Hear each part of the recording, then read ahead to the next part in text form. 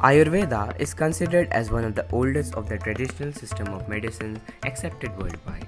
The ancient wisdom in the traditional system of medicine is still not exhaustively explored. The junction of rich knowledge from different traditional systems of medicine can lead to a new avenue in herbal drug discovery process. It is one of the most renowned traditional systems of medicine that has survived and flourished from ages till date with enormous knowledge of nature-based medicines.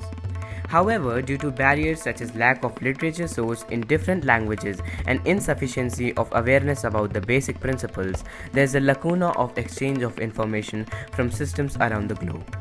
Ayurveda shows latency in the results, but it has a simple and permanent cure for any disease.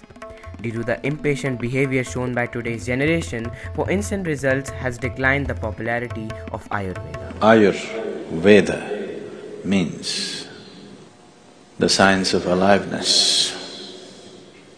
Ayur means aliveness, being alive, to bringing vitality to life, not to be inviting diseases and then trying to banish them.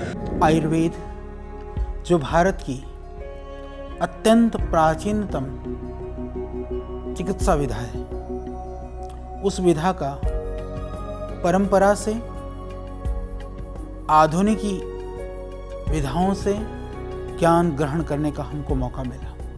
अपने पुरुषार्थ से, गुरुजनों के आशीर्वाद से, परमात्मा की कृपा से उस विषय में गहराइयों में उतर करके उस अथाह आयुर्वेद के समुद्र में से बहुत सारे रहस्यों को, रत्नों को, मोतियों को चुनने का हमको मौका मिला। आयुर्वेद को भी उसी तरह से देश के अंदर विकसित करना आवश्यक है जिस प्रकार से एलोपैथी का विकास हुआ है।